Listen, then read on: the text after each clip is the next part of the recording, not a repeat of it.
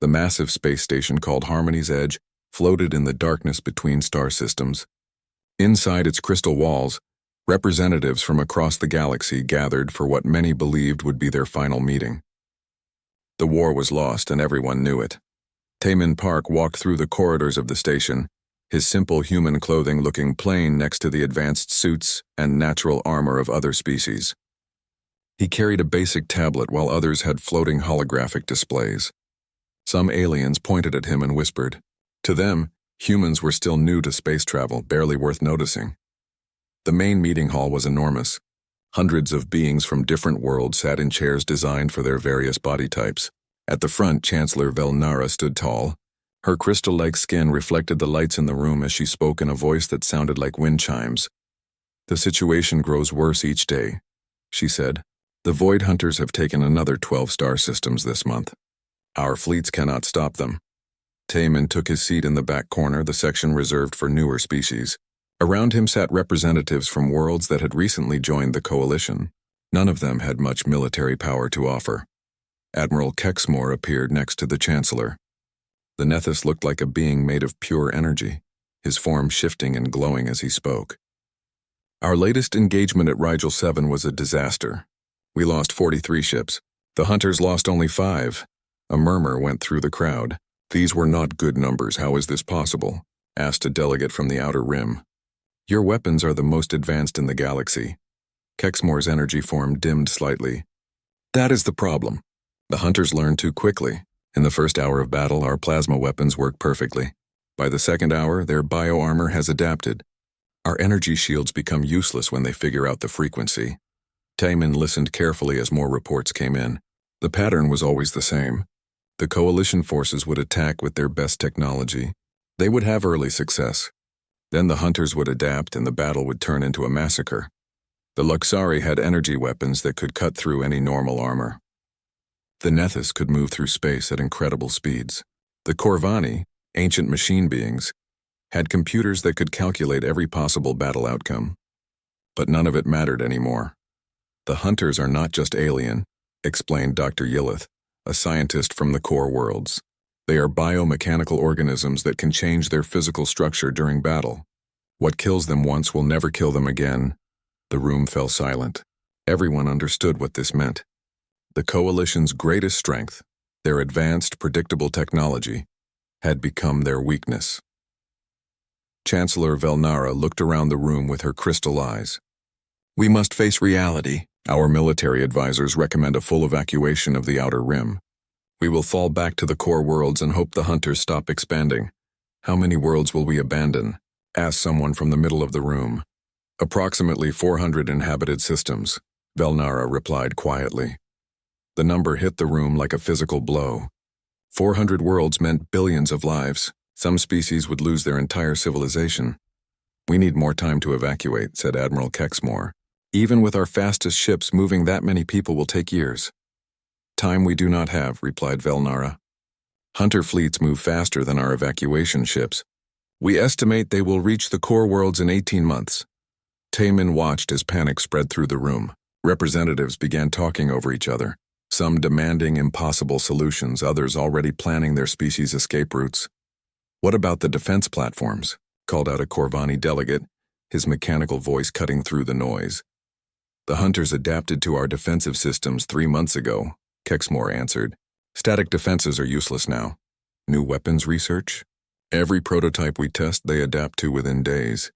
Our scientists believe the Hunters can somehow share their adaptations across their entire species instantly. The room grew quiet again. Everyone was thinking the same thing. How do you fight an enemy that learns from every attack and never makes the same mistake twice? Chancellor Velnara looked toward the back of the room where the newer species sat. Before we finalize evacuation plans, we should hear from our latest coalition members. Perhaps you have resources that could assist in the relocation efforts. One by one, the representatives of minor species stood up. The Theta Centaurians offered their cargo ships. The Kepler colonists could provide temporary housing on their empty worlds. Each contribution was small but appreciated. Finally, Velnara's gaze reached Taemin. Ambassador Park, what can humanity offer to help with the evacuation? Taemin stood up slowly. Around him, hundreds of advanced beings turned to look at the human. Some had never seen one of his species before. Others had heard that humans were still using primitive chemical rockets until recently. Chancellor Velnara, Taman said in his calm voice, "I want to make sure I understand the situation correctly. Please." "Go ahead," she replied. "The hunters win because they adapt to your weapons and tactics during battle. Your advanced technology becomes predictable, so they learn to counter it." "That is correct. And you believe the only solution is to run away and hope they stop chasing you." Some beings in the room shifted uncomfortably. When put that way, the evacuation plan sounded cowardly. "We prefer to call it a strategic withdrawal," Admiral Kexmore said defensively. Taman nodded thoughtfully. "I see. Well, I have discussed this situation with my government back on Earth. The United Earth Federation has made a decision about our participation in these events. We appreciate any ships you can spare for evacuation duties," Velnara said kindly. "Actually," Taman replied, "we're not joining your evacuation." The room became very quiet. Several aliens looked confused. Taman took a breath and spoke clearly so everyone could hear him. "The United Earth Federation is joining the war." For a moment, nobody moved. Then the room exploded into noise. Aliens were talking, shouting, and making various sounds of disbelief. Some laughed. Others looked concerned for the humans' mental health. Chancellor Velnara raised her hand for silence. "Ambassador Park, I think there has been some misunderstanding. This is not a conflict your species is equipped to handle." "With respect, Chancellor, I disagree." Admiral Kexmore's energy form flickered with what might have been amusement. "Human weapons are chemical-based projectiles and primitive explosives. Your ships have no energy shields. You would be destroyed in the first engagement." Taman smiled. It was not a pleasant smile. "Admiral, has it occurred to you that maybe the problem is not that the hunters are too adaptable? Maybe the problem is that you're too predictable?" The room fell silent again. "We've been fighting wars on Earth for thousands of years," Taman continued. "We've learned something that you apparently have not. The key to winning is not having the best weapons. The key to winning is being impossible to predict." He looked around the room at all the advanced beings staring at him. "In 3 weeks, the first human fleet will arrive at Corinth Prime. We're going to show you how humans fight wars." 3 weeks later, the human fleet arrived at Corinth Prime exactly when Ambassador Taman had promised. Admiral Zafira of the Luxari watched from her command ship as the Earth vessels dropped out of faster-than-light travel at the edge of the system. "By the crystal spirits," she whispered to her tactical officer. "What are those things?" The human ships looked nothing like the sleek, curved vessels of the Coalition. They were boxy and angular, covered in strange bumps and antenna arrays. Most shocking of all, they appeared to be made of simple metal instead of advanced materials. 47 ships, reported her officer. No energy signatures from plasma weapons. No shield generators that we can detect. Their hulls appear to be steel? Admiral Zafira felt a mix of admiration and horror. These humans were either incredibly brave or completely insane. Possibly both. General Wu Jin Li commanded the human fleet from his flagship, a heavy cruiser called the Busan Thunder. Unlike the spacious, elegant bridges of coalition ships, the human command center was cramped and filled with screens, buttons, and what appeared to be actual paper charts. "General," called out his communications officer, Lieutenant Yura Nam. "The Luxari Admiral is requesting to speak with you." "Put her through," Wu Jin replied. Admiral Zafira's crystal face appeared on the main screen. "General Lee, I must protest this action. Our scouts report a hunter swarm approaching this system. You should withdraw immediately." "How many hunter ships?" Wu Jin asked calmly. "Approximately 120 bioships. General, your fleet cannot possibly survive such an engagement." Wu Jin smiled. "Admiral, we didn't come here to survive. We came here to fight." Before Zafira could respond, alarms began blaring on both fleets. The hunters had arrived. The enemy ships dropped out of their bio-jump drives like a plague of insects. Each vessel was a living creature, grown rather than built. Their hulls pulsed with organic rhythms and weapon pods extended from their sides like arms. "Hunter fleet detected," reported Lieutenant Nam. 118 ships, moving to attack formation. "All ships," Wu Jin announced over the fleet communications. "This is what we trained for. Remember the plan? There is no plan. Every captain fights their own battle. Confuse the hell out of them." Admiral Zafira watched in amazement as the human fleet scattered in all directions. This was not how space battles worked. Fleets were supposed to maintain formation, provide mutual support, follow coordinated attack patterns. The hunters seemed equally confused. Their bioships began adapting their formation to counter what they expected to be a standard coalition attack. But the humans were not following any standard pattern. Captain Bo Young Kim commanded the destroyer Soul's Vengeance, one of the smaller human ships. As hunter vessels moved to intercept her, she did something no coalition captain would ever consider. She accelerated directly toward the largest enemy ship. "Captain," called her weapons officer, "recommend we maintain distance and use our missiles." "Negative," Bo Young replied. "Load the railguns with depleted uranium rounds. We're going in close." The hunter bioship extended its energy-absorbing tentacles, a defense that had proven effective against coalition plasma weapons. But when the Soul's Vengeance opened fire, the tentacles found nothing to absorb. Instead, dense metal projectiles traveling at incredible speed punched straight through the organic armor. The hunter ship immediately began adapting, growing thicker armor plating where the rounds had hit. Bo Young watched this process with interest. "Fascinating," she said. "Load high-explosive rounds. Let's see how they adapt to this." The next volley consisted of shells that exploded inside the hunter ship after penetrating its hull. The biovessel tried to grow internal barriers to contain explosions, but this left it vulnerable to the third volley, armor-piercing rounds that went straight through the weakened internal structure. "Now load incendiary rounds," Bo Young ordered. Her weapons officer looked confused. "Captain, the previous rounds were already effective." "That's the point," she replied. "Keep them guessing." Across the battlefield, similar scenes played out as human captains employed tactics that made no sense to anyone watching. Commander Hyunwoo Shin rammed his corvette directly into a hunter ship, detonating nuclear charges at point-blank range. Captain Min Kyung Lee used her ship's industrial mining lasers, not even proper weapons, to cut through enemy hulls. The most confusing human tactic involved Captain Dong-Soo Park, who appeared to be running away from the battle. Hunter ships gave chase only to discover he was leading them into a minefield his ship had been secretly laying during its retreat. "This is impossible," Admiral Zafira said to her tactical officer. "How are they winning?" Her officer studied the readouts. "The hunters are trying to adapt to human weapons, but the humans keep changing their weapons. Each ship is using completely different ammunition types, and they switch them randomly." "But that makes no tactical sense," Zafira protested. "If a weapon is effective, you should continue using it." The humans don't seem to agree with that philosophy. General Wu Jin watched the battle from his command chair with satisfaction. The hunters had adapted their bioarmor to resist depleted uranium rounds, only to be hit with tungsten projectiles. When they adapted to tungsten, the humans switched to explosive rounds. When they grew thicker armor to stop explosions, humans used armor-piercing rounds to go through the thick plating. "General," reported Lieutenant Nam, "the hunter fleet is beginning to retreat." Wu Jin nodded. "Let them go. We've made our point. Sir, shouldn't we pursue and destroy them?" "No. We want them to report back to their command structure. We want them to be confused."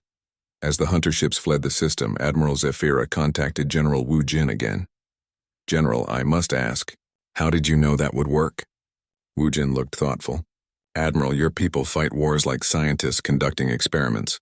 You test a hypothesis, gather data, and refine your approach. Very logical, very predictable. And humans fight differently. Humans fight wars like artists creating paintings.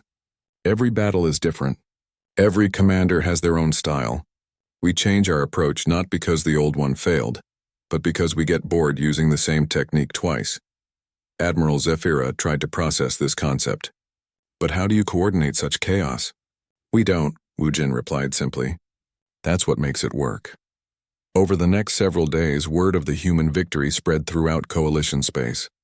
For the first time in 3 years, a Coalition fleet had defeated the hunters without losing a single ship.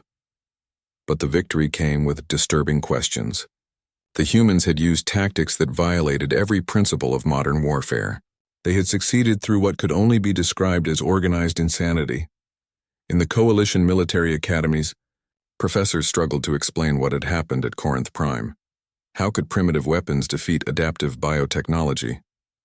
How could chaos triumph over evolution? The answer, though few wanted to admit it, was simple.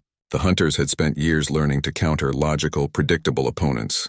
They had never encountered an enemy that won battles by being impossible to understand. General Wu Jin ended his report to Earth Command with a single sentence. The galaxy is about to learn that humans don't fight wars to make sense. We fight wars to win. News of the human victory at Corinth Prime spread across the galaxy, faster than anyone expected. In coalition command centers, military analysts struggled to understand how primitive human weapons had defeated the adaptive hunter fleet. More disturbing was the fact that no coalition species could replicate the human tactics. Captain Dongha Choi stood in the airlock of his ship, the Incheon Striker, preparing for what coalition observers called the most insane military operation they had ever witnessed. Through the transparent barrier, he could see the massive hunter bioship floating in space like a living asteroid. "Captain," said his second-in-command, Lieutenant Sujin Kang, "the coalition admirals are requesting we wait for backup before attempting this boarding action." Dong Ha checked his equipment one more time. Unlike the advanced combat suits used by other species, his gear looked almost primitive. Chemical explosive charges, kinetic firearms, and what appeared to be simple metal tools. "Tell the admirals that if we wait for backup, the hunters will adapt to our approach," he replied. "We're going in now while they're still confused." Admiral Zephyra watched from her command ship as 20 human soldiers launched themselves across open space toward the hunter vessel. No energy shields protected them. No advanced propulsion systems guided their flight. They used simple rocket packs and raw courage. "This is suicide," she told her tactical officer. "Hunter bioships have internal defense systems specifically designed to kill boarding parties. Should we prepare rescue ships?" The officer asked. "For what? There won't be anything left to rescue." Inside the hunter ship, Captain Dong Ha and his team moved through corridors that pulsed like the inside of a living creature. The walls secreted acid designed to dissolve coalition energy suits. But the simple materials of human combat gear proved surprisingly resistant. "Contact front," called Sergeant Hyojin Lee as hunter defensive organisms dropped from the ceiling. These creatures had evolved specifically to counter coalition boarding tactics, energy-absorbing tentacles, plasma-resistant carapaces, and adaptive combat programming. The human response was immediate and effective. Instead of using energy weapons, they opened fire with chemically propelled projectiles. The hunter organisms tried to adapt their defensive systems, but bullets followed by grenades followed by flamethrowers created a sequence of threats too rapid and varied for biological adaptation. "Move forward," ordered Dong Ha. "Plant charges on anything that looks important." Dr. Hae-Jin Song, the human xenobiologist assigned to study hunter technology, watched the boarding action from the coalition observation ship. Around her, alien scientists stared in amazement at the tactical displays. "Impossible," muttered Dr. Yilith, the Luxari researcher. "Those organisms were specifically evolved to counter boarding actions." "How are the humans succeeding?" He-Jin smiled. "You've been thinking about this war wrong. You see adaptation as biological perfection. We see it as a weakness to exploit." "I don't understand." "Adaptation requires prediction," He-Jin explained. "The hunters study your attacks, then evolve specific counters.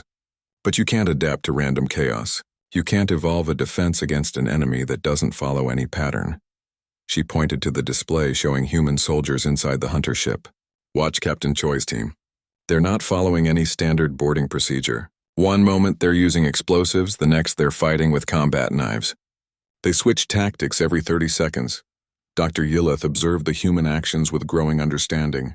The hunters are trying to adapt. But by the time they grow a defense against one attack method, the humans have already switched to something completely different." "Exactly. We call it tactical ADHD. Our military commanders have the attention span of caffeinated squirrels, and it drives our enemies insane." Meanwhile, Admiral Namsu Yu was coordinating a much larger operation in the Vega system. 3 coalition fleets had gathered to defend against a massive hunter assault, and the human admiral was supposed to provide support. Instead, he was giving the coalition commanders headaches. "Admiral Yu," called Captain Thexstar of the Nethys fleet, "your ships are completely out of formation. We need coordinated assault patterns to maximize our firepower." Namsu looked at the tactical display from his flagship, the Soul Liberator. The coalition ships were arranged in perfect geometric formations, each fleet positioned to provide maximum mutual support and overlapping fields of fire. Captain Thextar, Namsu replied. With respect, your perfect formations are exactly what the hunters expect. They've adapted to coordinated attacks. Then what do you suggest? Watch and learn. Namsu opened communications to his fleet. All ships commence random attack pattern Omega. Remember, if what you're doing makes sense, you're doing it wrong. The coalition officers watched in bewilderment as human ships scattered across the battlefield, with no apparent coordination. Some vessels engaged in long-range missile duels. Others closed to point-blank range for kinetic weapon attacks. One ship, commanded by Captain Ginny Park, actually began retreating while firing weapons backward. This is chaos, protested Admiral Zafira. How can you coordinate mutual support with such random positioning? We don't coordinate, Namsu explained calmly. Each ship fights independently. Each captain makes their own decisions. The only rule is that if the enemy starts to predict your actions, you change them immediately. When the hunter fleet arrived, their bioships moved into standard counter formation designed to neutralize coalition tactics. But there were no coalition tactics to counter. The human ships were everywhere and nowhere, attacking from unexpected angles with weapons that changed every few minutes. Hunter bioships tried to adapt to long-range missile attacks, only to be surprised by short-range ramming actions. When they adapted to kinetic weapons, humans switched to chemical explosives. When they grew armor against explosives, humans used mining lasers stolen from asteroid processing ships. Captain Subin commanded the destroyer Guangzhou's Fury using what she called the dance of beautiful violence. Her ship moved through the battle space in patterns that followed no military doctrine, spiraling. Attacks followed by sudden stops, feints toward one target followed by strikes against completely different enemies. Captain, called her weapons officer, the hunter ships are trying to predict our movement patterns. Then it's time to change the dance, Subin replied. Switch to pattern Delta, the one where we pretend to be drunk. Admiral Namsu watched with satisfaction as hunter ships became increasingly frantic in their attempts to adapt. Their biological evolution was fast, but it required time to analyze threats and develop counters. Against enemies that never used the same threat twice, adaptation became impossible. Admiral, reported his communications officer, the hunter fleet is retreating. Let them go, Namsu ordered. We want them to report back that human tactics cannot be predicted or countered. After the battle, coalition military leaders gathered to discuss what they had witnessed. The humans had won another victory, but their methods seemed to violate every principle of advanced warfare. I still don't understand how this works, admitted Captain Thextar. Your tactics appear completely random. General Wu Jin, who had arrived to observe the battle, smiled. That's because you're trying to find logic in chaos. Human warfare isn't random. It's creatively unpredictable. What's the difference? Random means no pattern at all. Creatively unpredictable means every pattern is possible, but none of them repeat. Our commanders are artists, not scientists. Every battle is a new masterpiece. Dr. Haya Jin added, You've been fighting the hunters with mathematics. We fight them with imagination. They can adapt to math. They can't adapt to dreams. As reports of human victories continued to reach coalition headquarters, a new understanding began to emerge. The galaxy's most advanced species had lost the war because they had become too advanced. Their perfected tactics had become predictable. Humans won because they had never perfected anything. Every human commander fought differently.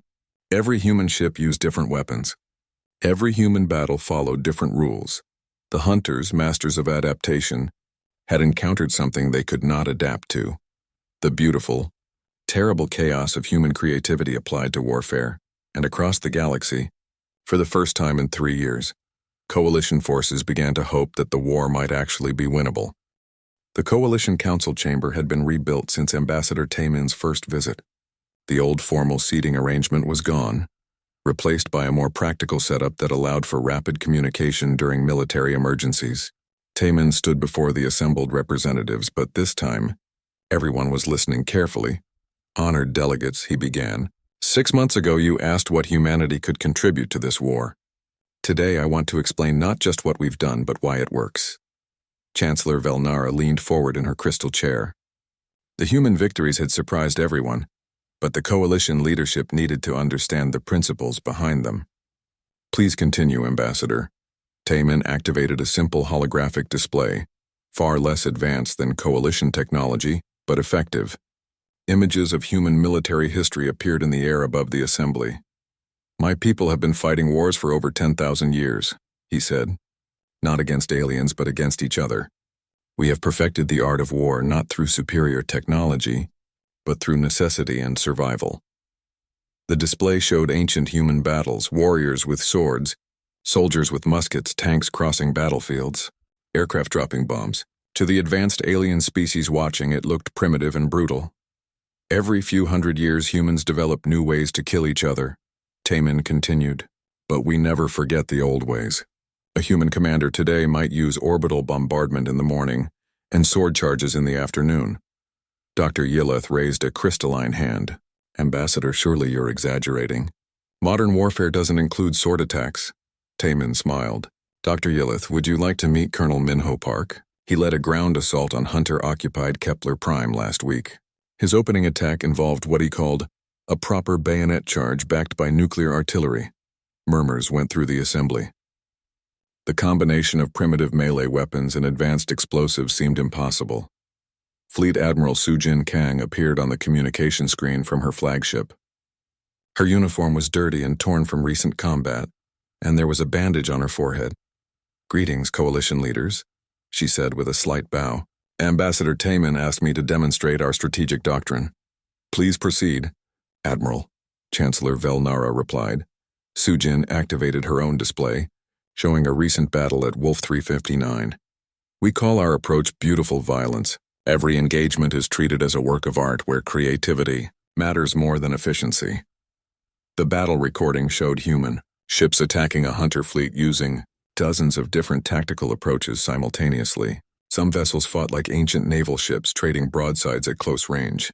Others used hit-and-run tactics learned from historical cavalry charges. Still others employed what appeared to be boxing strategies adapted for space combat.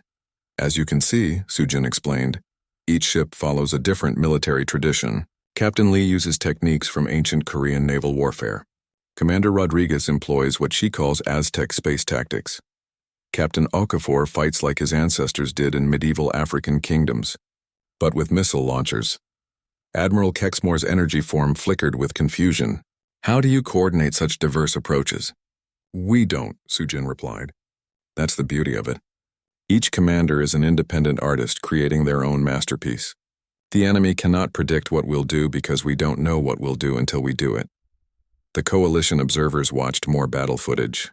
In one scene, a human destroyer executed what could only be described as a barrel roll while firing weapons in all directions. In another, a heavy cruiser played what appeared to be music over its communication system while launching coordinated attacks timed to the rhythm. Is that ship dancing? Asked a Corvani delegate. Captain Seo Young Kim calls it combat ballet, Sujin confirmed. She choreographs her attacks like dance performances.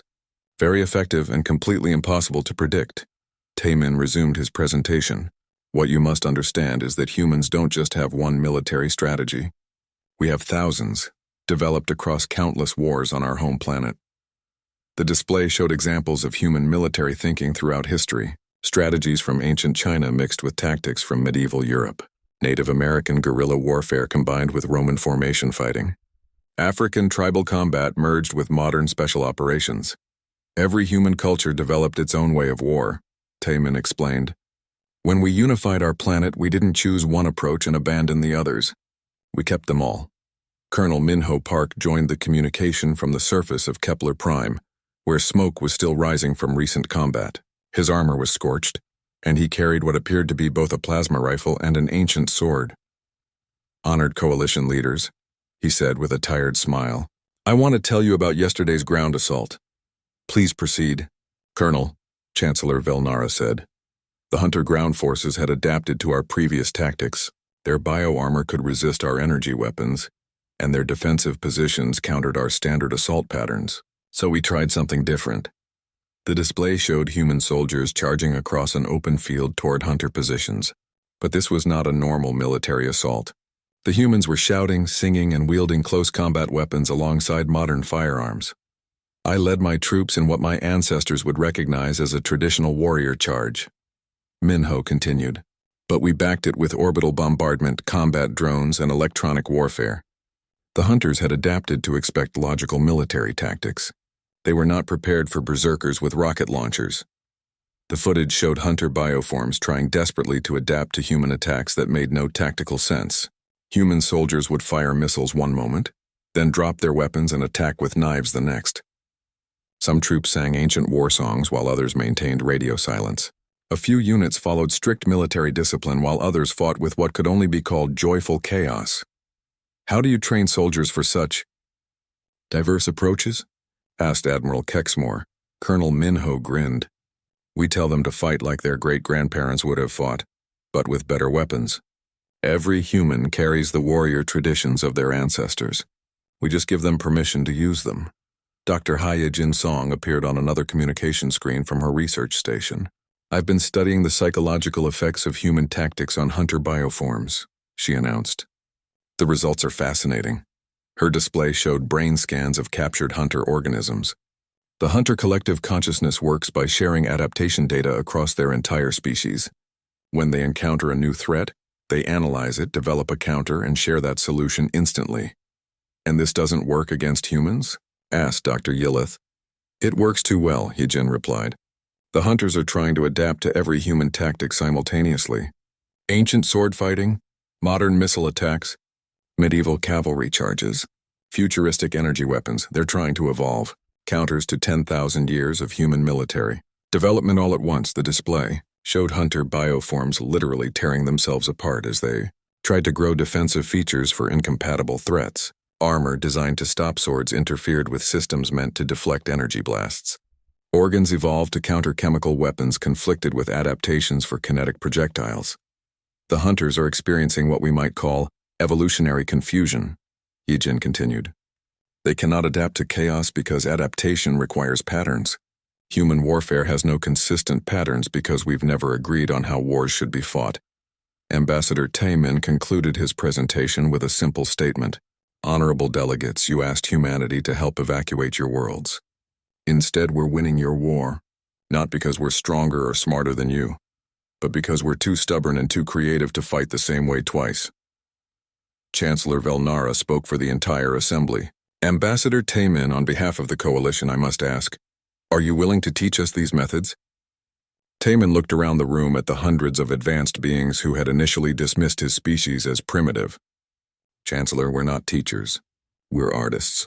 But if you want to learn the art of beautiful violence, we'll be happy to show you how it's done. The war was far from over, but for the first time since the hunter invasion began, the coalition had hope. Not hope based on superior technology or logical strategy, but hope based on the magnificent, terrible, wonderful unpredictability of human creativity applied to warfare. 1 year after humanity joined the war, the galaxy looked completely different. The hunter advance had not just stopped. It had been pushed back to their home system. Admiral J-Ho Lim stood on the bridge of the massive coalition flagship Indomitable Soul, watching the largest fleet in galactic history prepare for the final assault.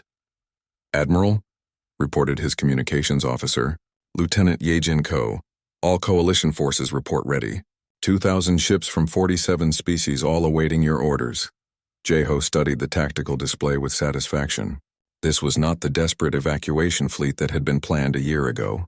This was an army of liberation, and at its heart were tactical principles that had once seemed impossible. Admiral J-Ho, came the voice of Chancellor Velnara over the communication system. The Coalition Council has authorized you to begin the final assault whenever you deem appropriate. Thank you, Chancellor, J-Ho replied. We begin in 10 minutes. Through the bridge windows he could see the massive hunter home system. Bioships by the thousands floated in defensive formations around their primary world, a living planet that pulsed with organic energy. This was the source of the hunter plague, the heart of their collective consciousness. But the fleet approaching this system was unlike anything the hunters had faced before. Luxari ships equipped with rapid-fire kinetic weapons flew alongside Nethys vessels that had been modified to ram targets at high speed. Corvani mechanical ships now carried primitive chemical explosives alongside their advanced computing systems. The coalition forces have learned well, observed Commander Park Ji-hoon from his station. Look at the Luxari formation. They're using random attack patterns instead of their traditional precise geometries. Jae-ho nodded. Teaching other species to fight like humans had been challenging, but the results were impressive. They understand now that perfection is the enemy of victory. Chaos is our greatest weapon. Ambassador Taemin appeared on the communication screen from the diplomatic vessel. Admiral, I've been in contact with Earth Command. They're very proud of what we've accomplished here. And what have we accomplished, Ambassador? Jae-ho asked with a slight smile. We've taught the galaxy how to be human, Taemin replied, at least when it comes to warfare. The final assault began exactly as planned, which meant it began with no plan at all. Admiral Jae-ho opened fleet communications and gave the simplest order in military history. All ships attack however you want. Remember, if the enemy expects it, don't do it. What followed was the most beautiful and terrible space battle ever recorded. 2,000 ships attacked the Hunter defenses using tactics that spanned the entire history of galactic warfare. Ancient ramming attacks mixed with modern missile barrages. Precision energy strikes followed by completely random explosions. Captain Sua Lee commanded the destroyer Busan Storm using what she called interpretive combat. Her ship moved through the battle space like a dancer, following patterns that existed only in her imagination. When Hunter bioships tried to predict her next move, she changed direction based on whatever music was playing on her personal audio system. Captain, called her weapons officer, the Hunter ships are trying to adapt to our movement pattern. Then it's time for a new song, Sua replied, switching her music from classical Korean traditional melodies to modern electronic dance tracks. Her ship's movement immediately became more aggressive and rhythmic. Meanwhile, Colonel Dong-wook Kim was leading the largest ground assault in galactic history on the Hunter homeworld. His troops had learned something important during their year of fighting. The key to beating adaptive enemies was to never stop adapting yourself. All units, he announced over the communication system, commence Operation Beautiful Chaos. Remember your training, fight like your ancestors would have fought, but with better weapons and absolutely no concern for making sense. Human soldiers charged across the living landscape of the Hunter world, using every combat technique in human history. Ancient formation fighting mixed with modern urban warfare. Medieval cavalry charges supported by orbital bombardment. Guerrilla tactics combined with full frontal assault. But most importantly, soldiers from other species had learned to fight like humans. Luxari warriors who had once relied on perfect coordination now fought with creative independence. Nethys troops abandoned their energy-based combat doctrine in favor of physical violence that their ancestors had practiced millions of years ago. Dr. Hai-jin Song watched the assault from her research station and provided real-time analysis to the fleet commanders. The Hunter collective consciousness is in complete chaos, she reported. They're trying to adapt to thousands of different tactical approaches simultaneously. On her screens, she could see the biomechanical processes of the Hunter organisms literally breaking down.